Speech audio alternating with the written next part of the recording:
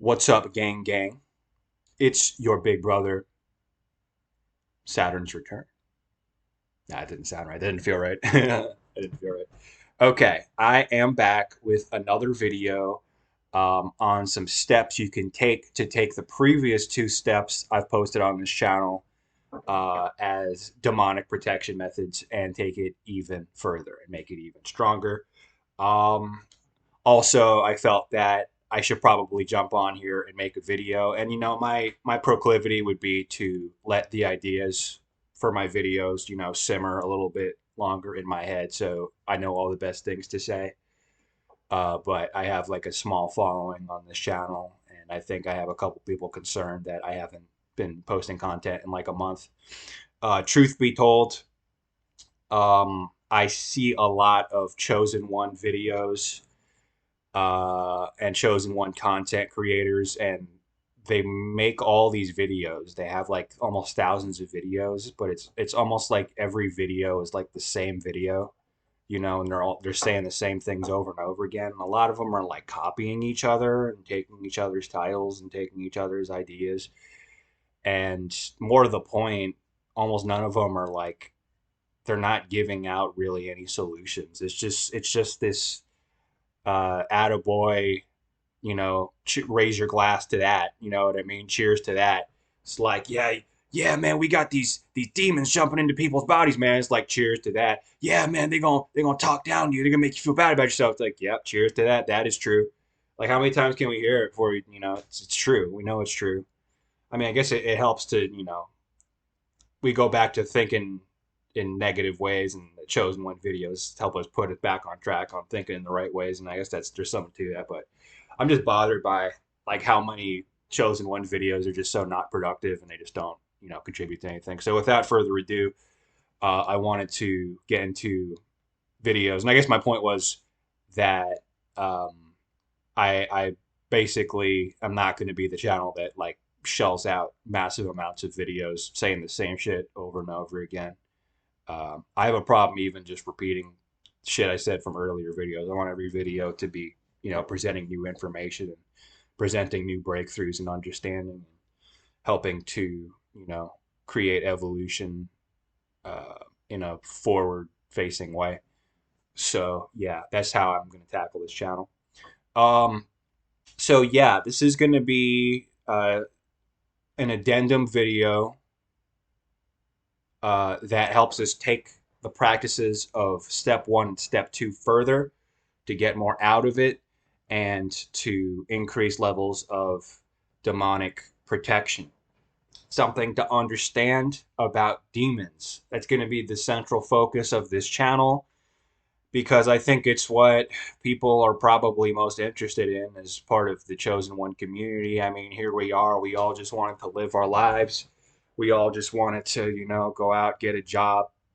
Some of us wanted to have families. We just wanted to have friends. We just wanted to have experiences. We just wanted to do all this shit. But turns out basically everyone we ever run into and will ever run into is a demonic, worthless piece of trash. So that kind of gets in the way of things. So yeah, I mean, we get skewered, we get treated terribly, we get ambushed, sabotaged, betrayed, everything, the whole nine. So demons are a really big part of it, and funny enough, there's like so many perspectives and so many ways we can slice looking at demons, and here is another one. And it's important to understand who is sending the demons. Who is sending the demons? Well, a lot of chosen one videos will say that Satan is sending the demons. And you say to yourself, man, what made this God fella um, give Satan so much authority that he can rival even God? Well, it's obviously not the case. The answer is God is sending the demons. You know, everything about demons is imprisoning.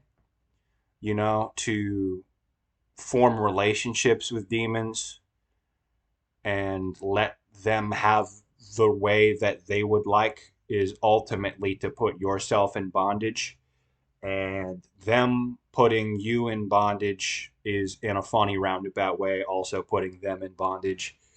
Everything about the demonic is imprisoning.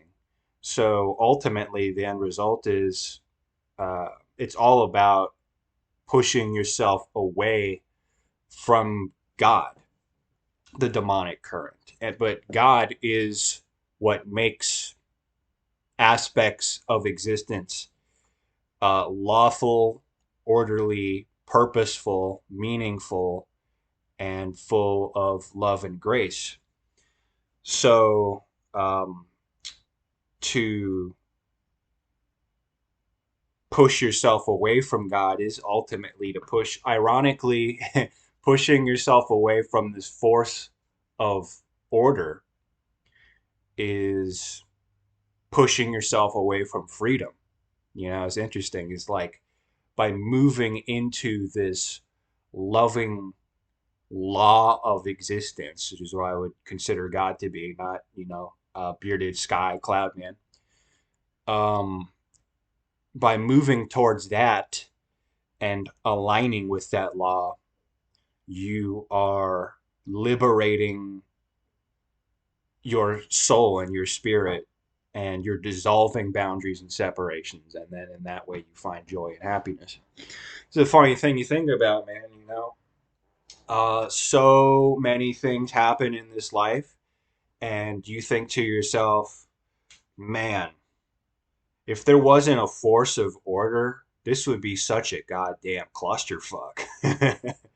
This would be such a goddamn clusterfuck if there wasn't this force of order. I mean, like, I've heard about like the cosmological constant in the universe. It's like if there were certain principles of physics and laws of the universe that were off by like so many percent, like 0.0000%, universe would be unstable. I mean, you could go to there, you could take it there, but you just have to look all around you to see how there is so much a force of order that keeps things um, enjoyable. You know what I mean? I can't really take anyone seriously that says that we live in a hell realm.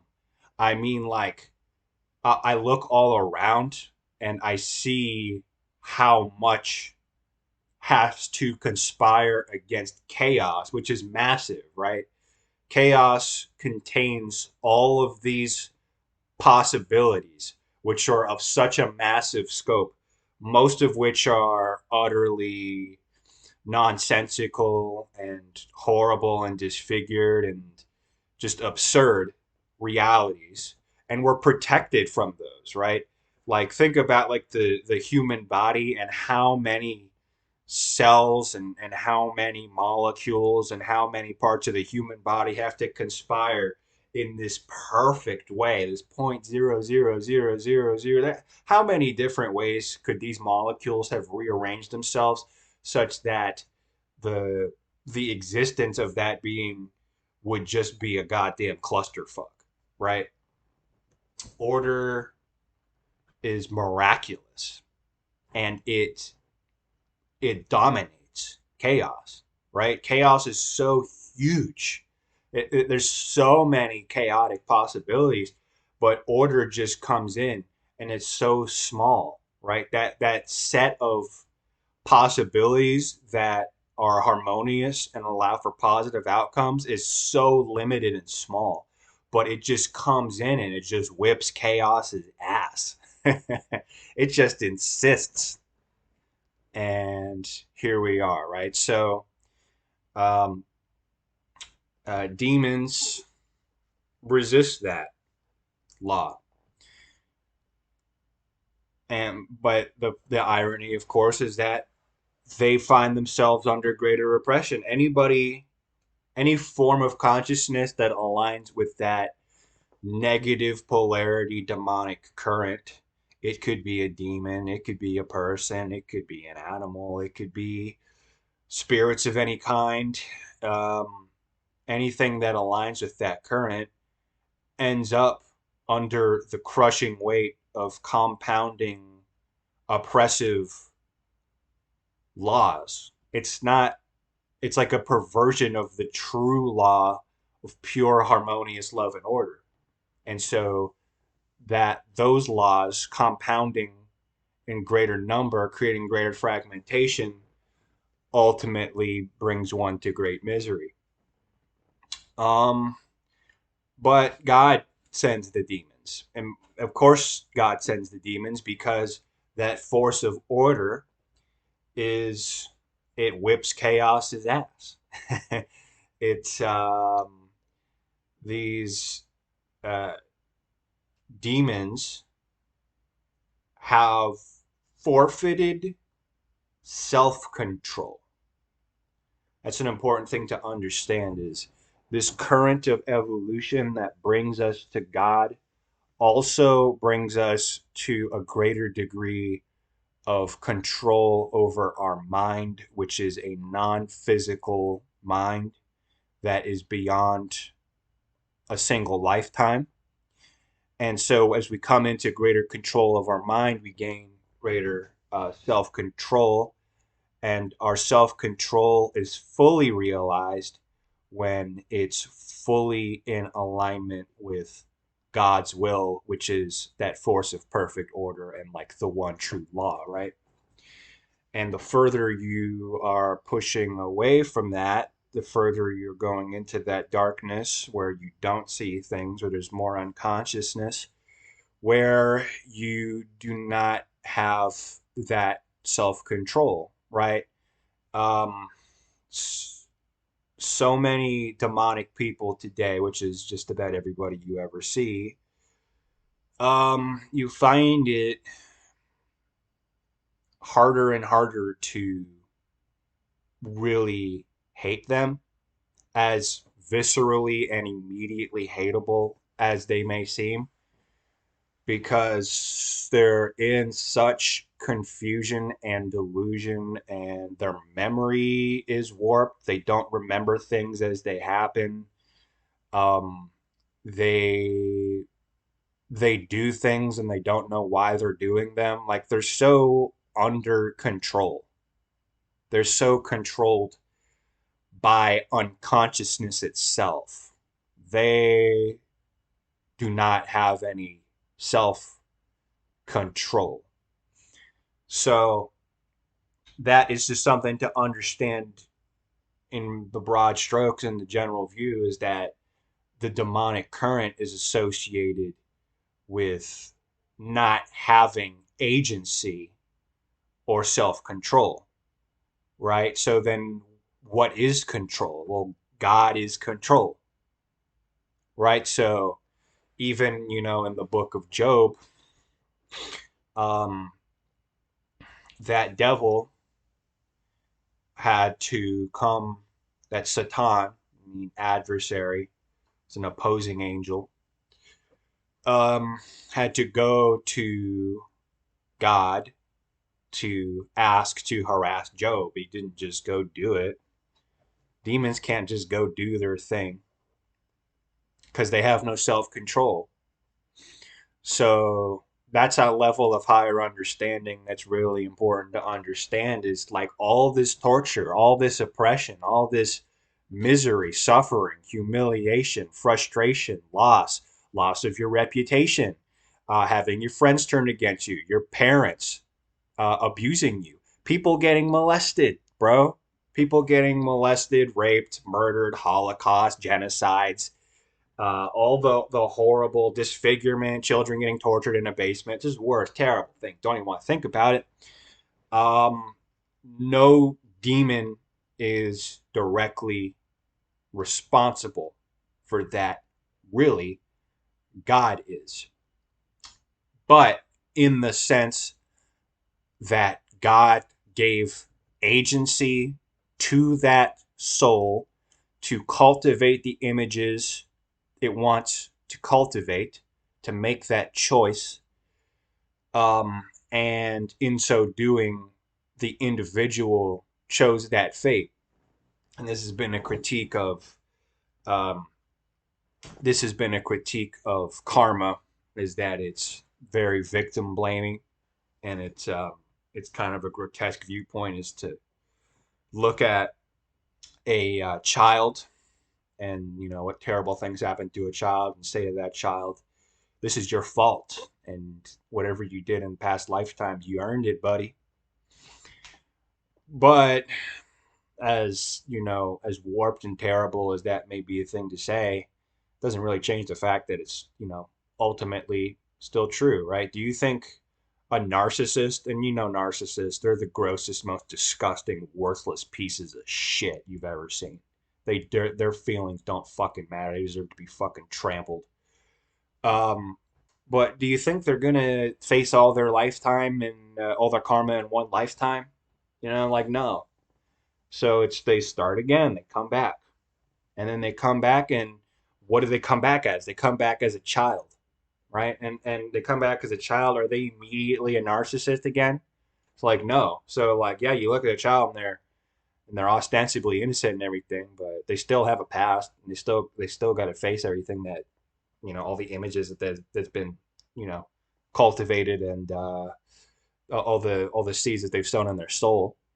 So yeah, I mean, just the truth. We've lived a lot of lives, and it's just naive to assume that we've done them all right. So, um, God is what keeps these demons on a leash, and there's so much mercy. Everything I just said make God sound like a dick. It's like, wait a minute, the devil isn't doing this. It's God, the one that loves us. It's like, oh, slow down. You gotta understand, there's a lot of grace here, man, because God could have made the decision to make you face all of the karma that God would like to see you face. And being a being of absolutes, that would be very devastating. That'd be very overwhelming. But in God's grace, the opportunity was given to you to allow your higher self to make a choice as to how you, lower microcosm self, are going to face your karma. And karma and demon are going to be one and the same. I think we're going to get to that more in the next video, which is going to be step 3.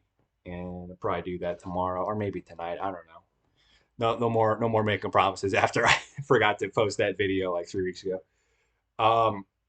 But you see, there's this chain. There's this chain of karma and demonic confrontation, right? There's what God would have you face, would like you to see, but God in His grace gives your higher self the opportunity to select how much karma is faced and how much demonic confrontation occurs in your earthly lifetime. And now that we kind of come to the crux of this video, which is building on step 2 and step 1, because there is a third level in that chain, and it's what you, the lower self, the earthly individual, gets to choose how much demonic oppression you face, right? So we want to honor the higher self and what your higher self thinks you were meant to face in a lifetime, right? Everybody has a natal chart. It's the constellation of the various astrological factors that you were born with. And it's very purposeful. It's a signature, it's a blueprint for your entire life. And there was intelligence. There's very divine intelligence that went into the design of that plan for your life. And it is ultimately intended to get you closer to God, but it's not perfect. And that's kind of the whole deal with this whole magic thing is there are deals to be made to help try to round out to the best of your limited understanding where there may have been flaws in this plan for your life, and to use magic to help kind of adjust it after the fact. So the first point that I would like to get to is an addendum to step 2, which is our anti-demon magic. And this is something that people may be excited about because it's going to really expand our possibilities. I talked about in the step 2 video how to use the magic of the star algol to really help bring down our demonic oppression. Okay. Um, but really, demonic oppression can be kind of multifarious. It can come in different forms.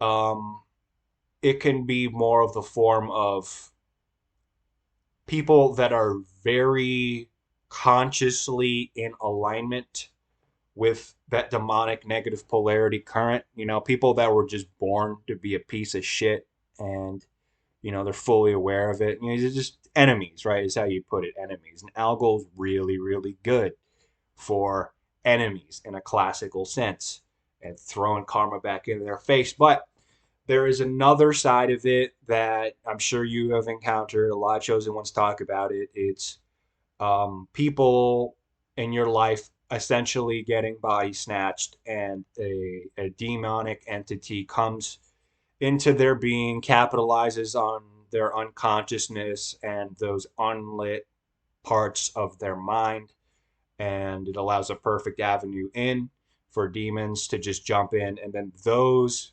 demonic entities fuck with you, and then maybe they hop out, and then maybe that person you were talking to continues talking to you as if they didn't just say the absolute most wicked horrible shit to you, and they're just confused by your reaction. Like, I've had a guy he just said some seriously terrible foul shit to me, and you know, then he goes sit down, he's like, so how you doing today?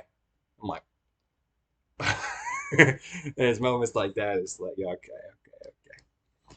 Demonic, body jumping entities. It's clearly what's going on here.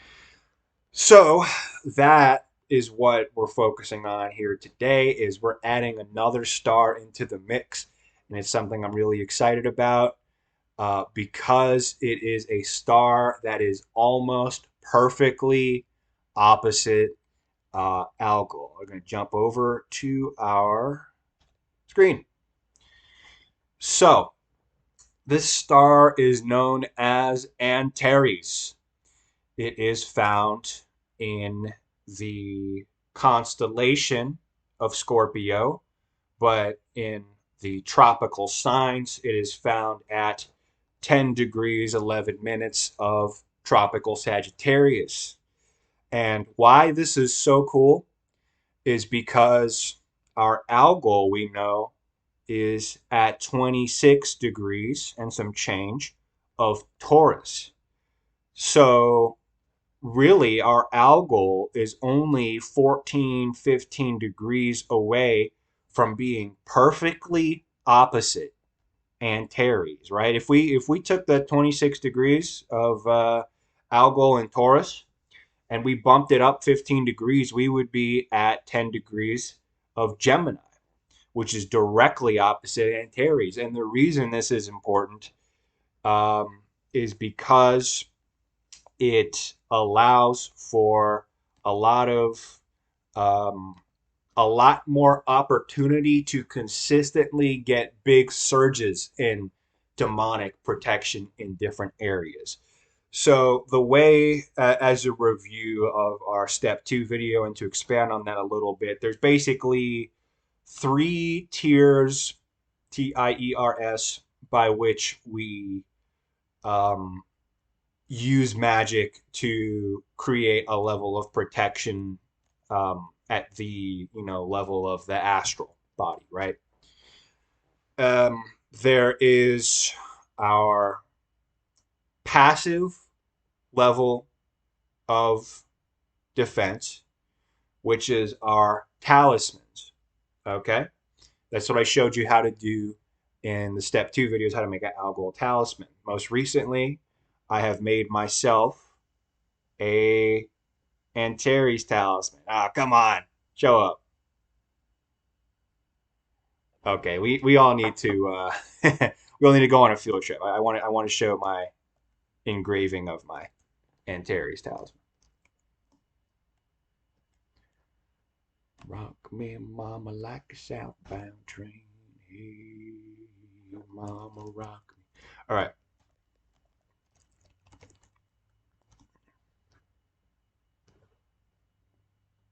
There's my email address. Yes, I'm an angry man. Okay, I've been through some shit. I was chosen ones who've been through some shit. The old email address. I wish I could have. I wish I could change it. Okay. Can we see that? Can we all see that? Yeah. Okay, we got the symbol of Antares. I wrote the name Antares on there. And then there's the engraving of a scorpion. It took a lot of time. But yeah, I mean, another name for the star and its associated cluster is Alpha Scorpii. So yeah, I mean, it's called the heart of the scorpion. So yeah, this it's on a disc of Sardonyx, is what you saw there. Um, What are we looking up? Hermes.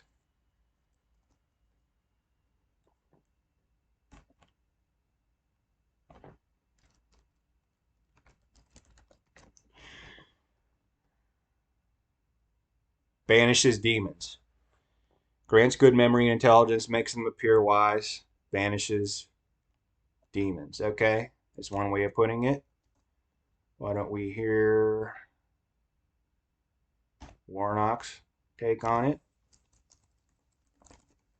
Let's just get some sources here. Let's get some primary sources. That wasn't on here. Well, anyways, we could see where Sagittarius. I guess it was at 1 degree, 1 minute Sagittarius, not 11.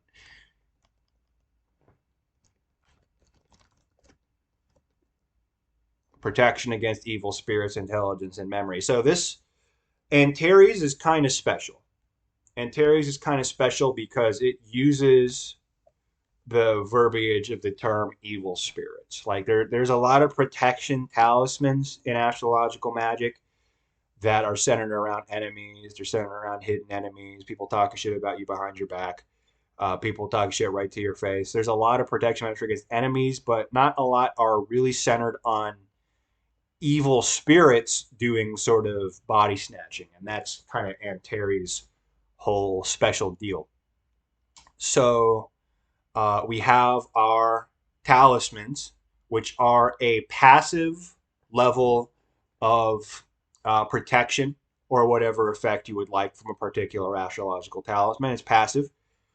And, we invoke it, the star and its spirits, its angels, fill up the talisman with their energy. So that's one level which we do our magic, but there's a couple more that we do to get even more out of it. Another level is um, our our angular invocations, which you can do every day, because every day, uh, that star, which is always positioned at 10 degrees 1 minute. Let me make sure it's still on me. Let me go back. Okay.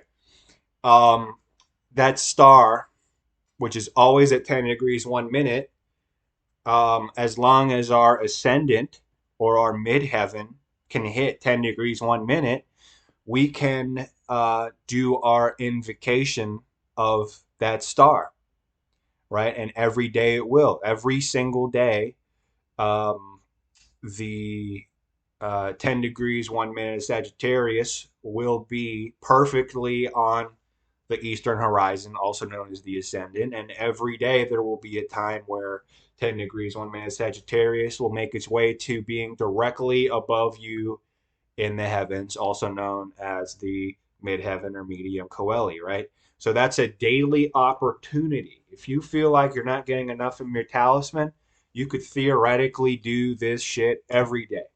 Okay? And the really cool thing, because now we get to our super invocation.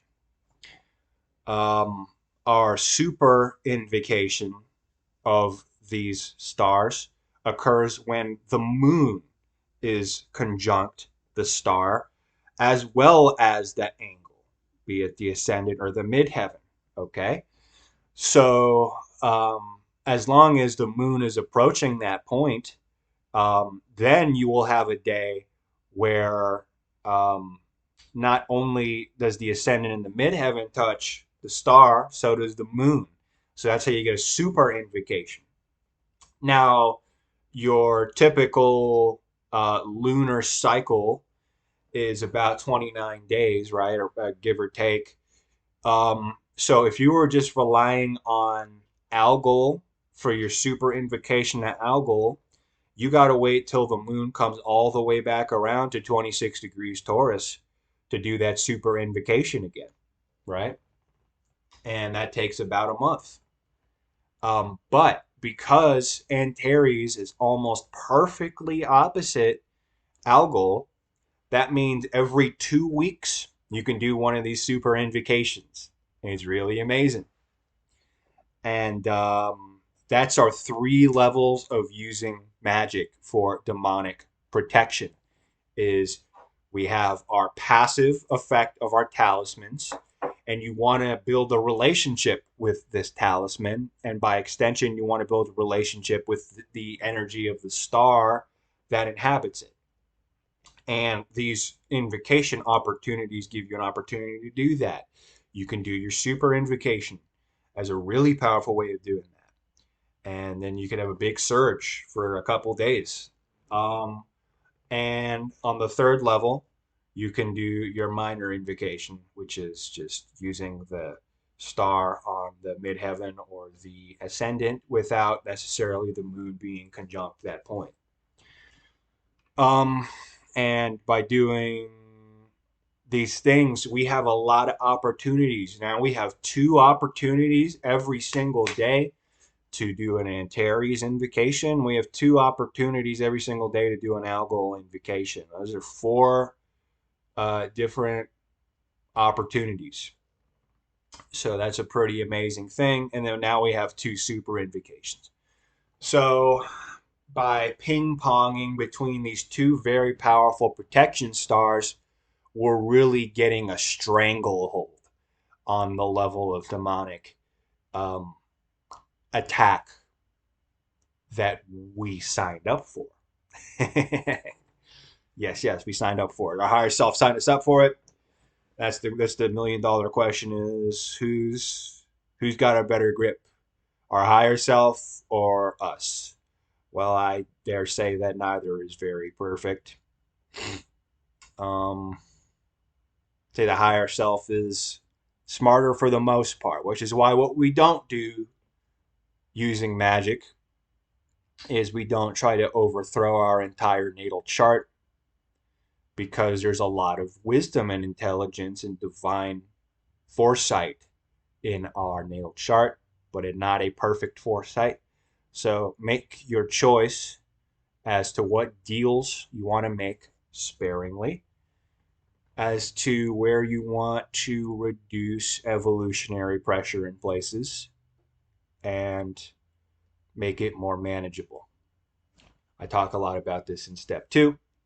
As for the tools as to how you would make one of these things, this would be some good stuff to get.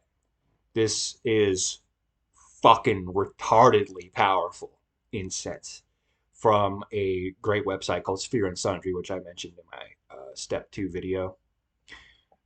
This is electionally produced Antares incense.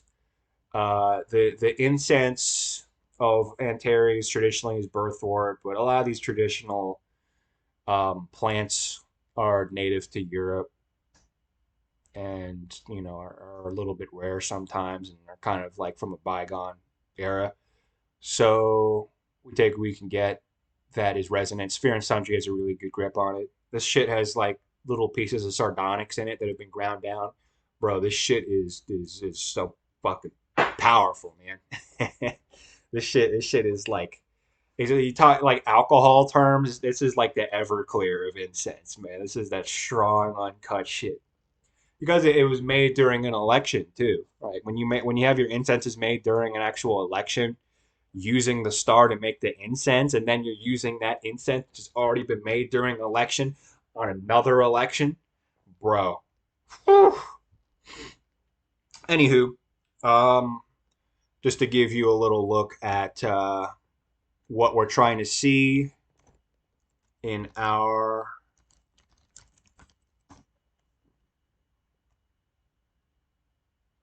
Antares talisman is basically the idea. Um, I made my scorpion on the my still on my face. I keep doing that. Okay. Um, this is the scorpion that I modeled my engraving after. See my step 2 video on how to efficiently transpose images onto your gemstones so that you can engrave them easily later. Here's a fucking awesome one from Sphere and Sandria, which unfortunately is out of stock. Like, holy shit, look at that. I wonder how they even made something like that. So it looks like they they like encased an actual scorpion. Okay. So I took this, I transposed this image in there, and I engraved it on there. This is a little bit closer to what I ended up using. I just used the symbol of Antares and the name. Yeah. Well, no.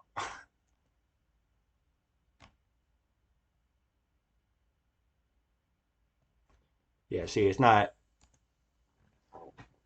in the middle like that. The little lines are on the side. Matter of fact, let me do you one better. You see? That's what I did. You can find it online. I also had to write out my own invocation. I didn't find a lot of them online, so I will post that in the description. So now you have an algal talisman. Now you have an Antares talisman. Now you're doing your super invocations every 2 weeks when the moon is on the stars, making sure, as I said in my step 2 video, that there is no affliction going on in relation to the moon, any sort of aspects, any sort of bad placements. The rules of talismans are also the rules of indications. If you don't follow these rules, you could bring some misfortune upon yourself. But if you follow it, you bring a lot of fortune upon yourself. So just review your rules that I mentioned in the step 2 video. But now you got your Antares talisman. Now you got your algal talisman. Now you're doing your super invocations every 2 weeks. Now, anytime you know you're going to a place where you got to be around demonic people, you are doing your, what I call it before, minor invocation. Yeah, when the star is just on the ascent or midheaven. And that is my extension of step 2. Okay, now we're really building a foundation of magical defense. This is that protection against the dark arts in Hogwarts terms. I'm not really into Harry Potter that much. I just wanted to say that. That is how we take step 2 and take it a little further. So, step 2 and step 1 are demonic protection. Okay. Step 3 and step 4 are going to be more the alchemy. So, I'm doing these in couplets. So with step 2, and I divided step 1 and step 2 into 2 videos because they deal with 2 different sectors of manipulating energy to create demonic protection, to create protection against demonic oppression that we signed up for and that God wants us to experience. There's no character named the devil that overrides God's will. God decides all this. God allows all this suffering because you chose it. So that's the biggest grace that God gives us is the opportunity to shape ourselves in our future. The images that we cultivate, the images that we allow in our spirit, our intentions, our thoughts, our feelings, our actions, the little aspects of who we are that we allow to be real become our future. That's what karma is, and that's what demonic oppression is. There's my attention is not on a character named Satan, because the entire focus is on our decision to with do what we will with evolutionary pressure. Anyways, I'm getting on an ADHD tear here. So I taught how to manipulate energy in two different areas. That's why I made it in two different videos. One is manipulating the energy of the astral body and calling upon literal stars, astral stars, to help change the astral body that we were born with, to change the circumstances of our natal chart, to help keep demonic oppression at bay, okay, astral body. And in step one, I talked about how to manipulate the energy of the physical body to help have a much stronger foundation of fortitude against demonic attack as well, because I said that demons attack when you're weak, and the state of your body is really, really, really important. That's why this whole series starts off with step one. So now I'm going to get into how we can take step one further. When all of this shit's really important, we get into the actual steps, that practical steps. We don't come on here and whine about, this, that, and the other happening, commiserating and shit like that. This channel is about actionable solutions. Okay? So, I talked about how we use sunlight or UVB. I talked about how we use changing our breathing patterns. I talked about how we can use magnesium and magnesium bicarbonate water. I talked about how we can use abstinence from porn and semen retention. And also just getting out into nature really helps a lot. That's what brings us to a position of strength. If you spend all day on the internet looking at a screen, what do you think it's doing to your mind, man? Now it's putting you in a position of weakness and position of fragility and just warping your mind. It's just not good. But that was kind of like a cute little elemental sort of scheme that I outlined that video in. I'm gonna take it and make it just a little bit more general now. Make sure you get your good sleep. Make sure you get your 8 hours of sleep. One of the times that demons will really come out and fuck with you harder than any other time is when you don't get good sleep. Don't get your 8 hours and you don't get high quality sleep. So I try not to drink too much water within like 5 hours of going to sleep, because then your body's telling you to get up and go pee. So you're dreaming. You're not in deep sleep. Deep sleep is dreamless sleep, and that's when your body's repairing itself. And that makes one of the biggest differences on if demons are going to attack you or not. Not the absence of rapid eye movement sleep so much, which is the dream sleep, but the absence of your deep sleep. And if you drink too much water, you're going to be stuck in dream sleep and not repairing your body. So, make sure that you don't let that happen. Make sure that you're just full enough and you don't need to wake up and go to the bathroom. You know what I mean? Don't eat too close. Don't drink too close to when you go to sleep. Number one. Number two, and I didn't think I was going to get into diet, but it turns out it's actually kind of important. These two steps I'm about to mention are really huge. Exercise, but not just running. Although some cardio can be good, it can really help lift your spirit and positivity and everything like that. But um, basically, testosterone, which guys really only think about in the context of trying to get muscular to bang chicks. Actually, this stuff is really important for quality of life, for one, just well being and happiness and just being content. But also, it provides a really big level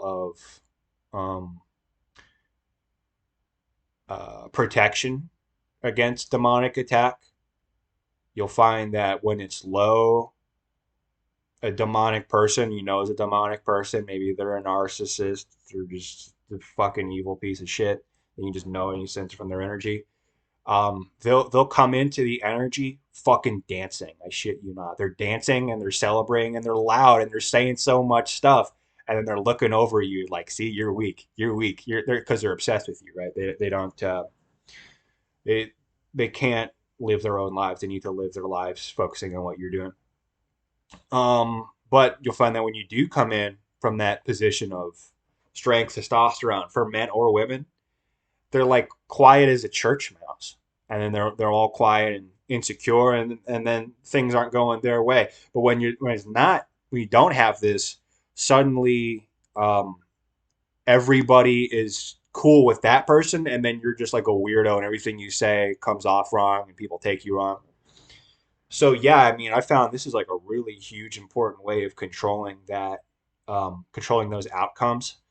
So, I'm not saying to like go like lifting, go do bench presses as like a woman or even a guy, right? You don't have to do that. I just do calisthenics. You know what I mean? I do planks. Planks are really important because that's your core strength. That's what's really important for body mechanics and your posture and preventing injuries and preventing lower back pain and all this great shit. So I like to start with the plank. You do your push-ups. Um, you do glute exercises. You can do your glute bridge. You can do your squats. You know what I mean? Pull-ups, if you can find a way to do pull-ups. All these things put your body in an anabolic state, and surprise, surprise, you're making testosterone. But you're not going to get far without your androgenic diet. Okay, I'm saying this for men and women. Okay, that you want to balance, you want to have estrogen, you want to have testosterone. And of course, the entire female endocrine and energetic system is different, but it's just generally true. Is that people can stand to do more of what I'm about to say, which is I mentioned the exercise, calisthenics, high intensity interval training, sprinting and shit like that. But your androgenic diet is going to be enormous. Um, it's not going to be a raw vegan diet. I know a lot of people in the spiritual community are like, okay, as part of our evolution, we gonna let go of the meat and let go of the animal products, and then we'll eat carrots and bananas, and then eventually just juices, and then eventually just oxygen and prana, and like no, no. Your entire endocrine system is gonna go to shit.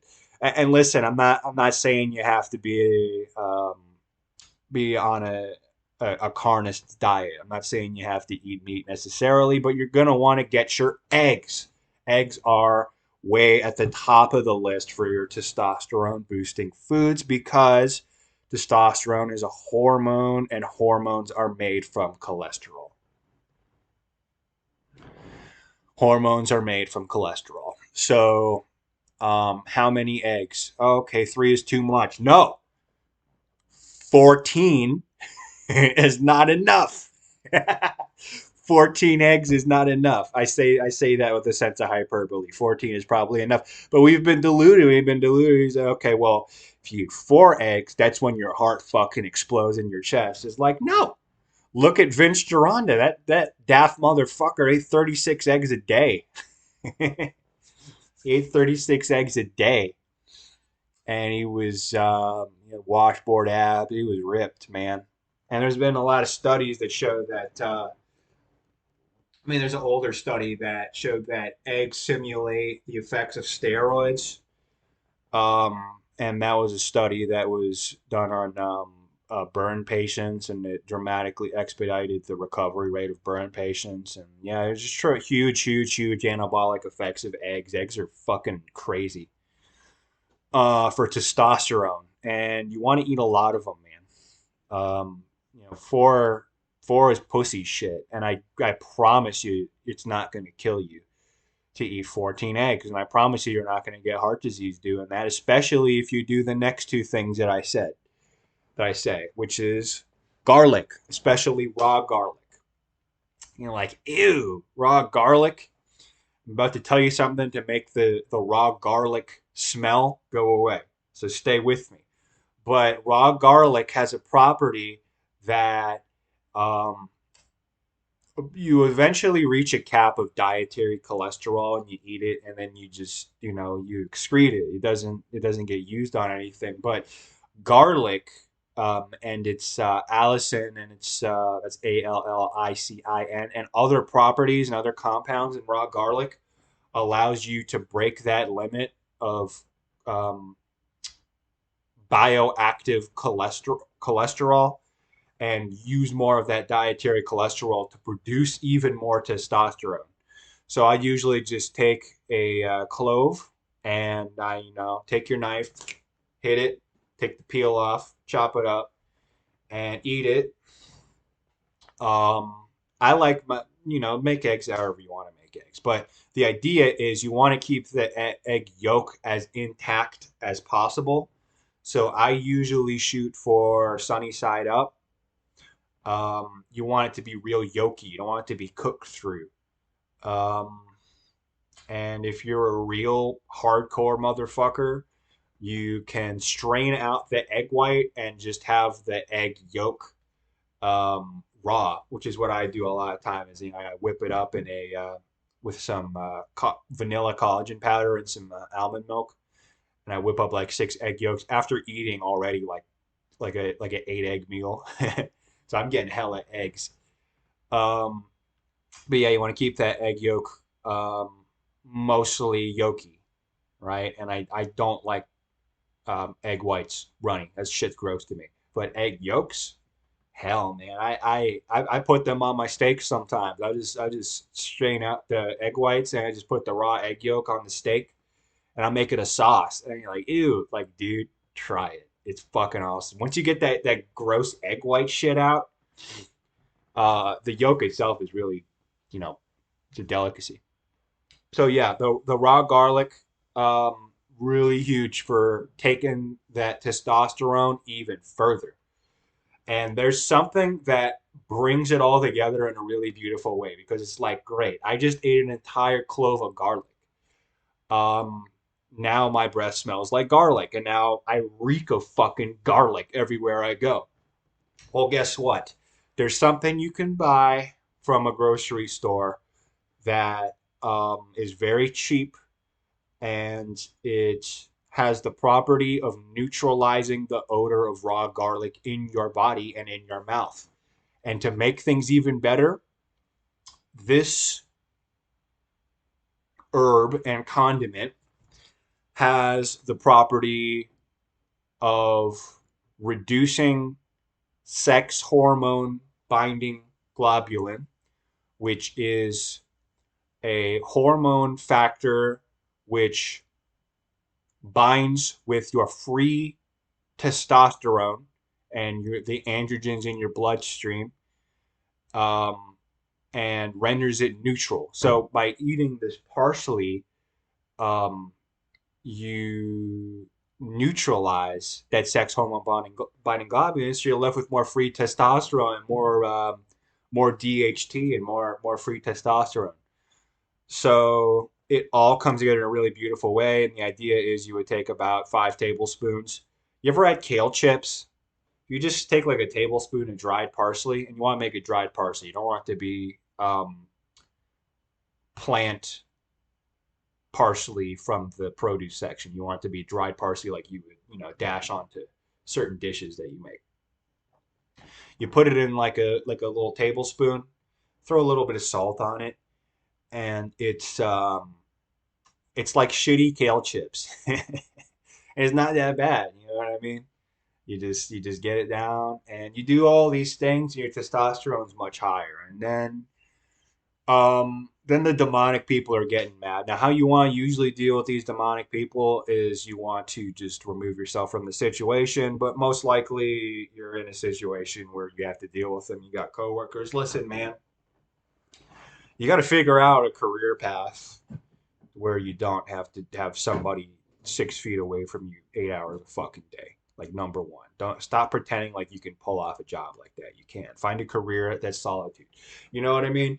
If you have to, get your CDL and become a fucking trucker. I don't care. Go out and find a job where you don't have to have a coworker 9 feet up your ass at all times.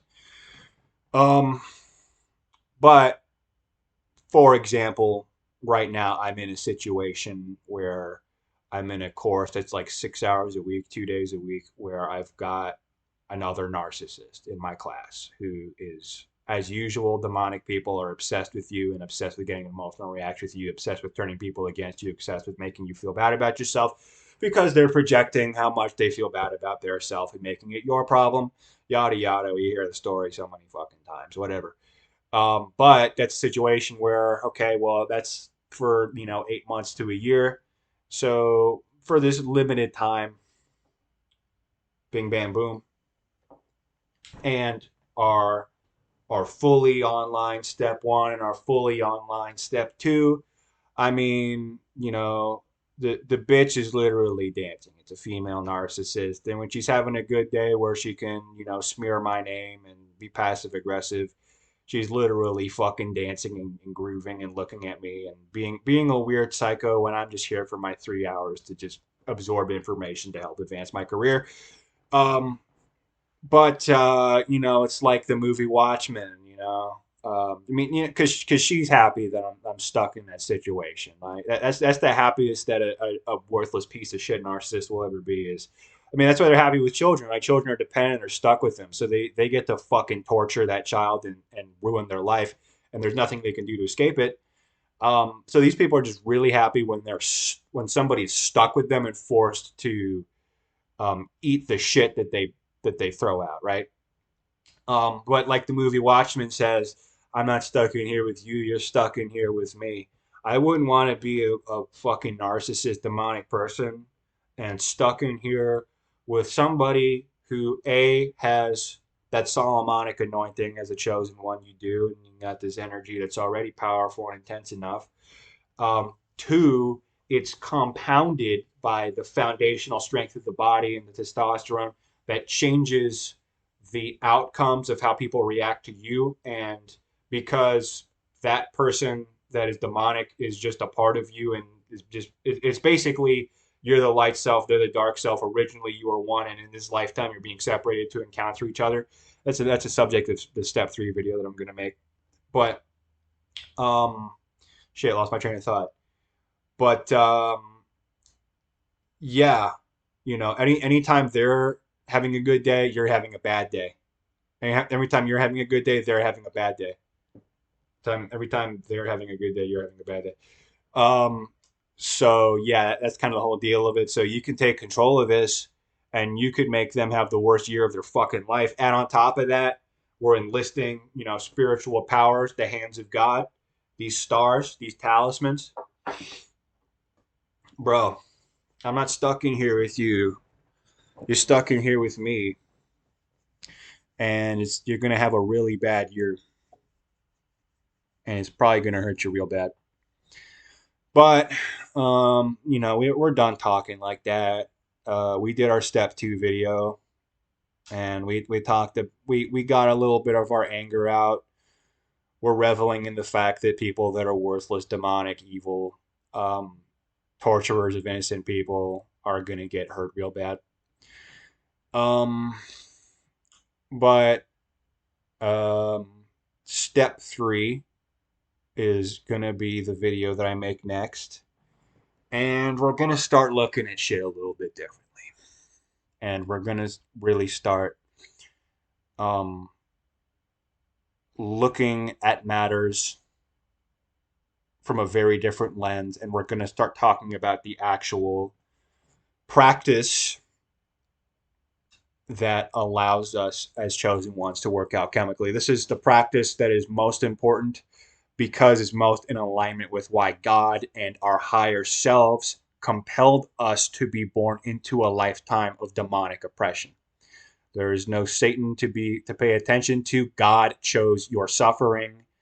Your higher self chose your suffering, and you choose the path to continue that suffering or to transmute the images in your soul to change your future, which is the real law of attraction, not just pretending that things are true and then watching it be true. So, shit, I'm turned up. I think I'm going to make that video after this video. Yeah. And probably upload it tomorrow after I work out some stuff. Anyways, thanks for watching. Ladies and gentlemen, chosen ones. Master these first 2 steps to see some karma for your enemies in this lifetime, but more importantly, to help control the flow of demonic oppression so that you're not overwhelmed by it and become a descending soul due to your resentment and anger and bitterness for the bizarre levels of injustice that chosen ones face. Thank you for watching.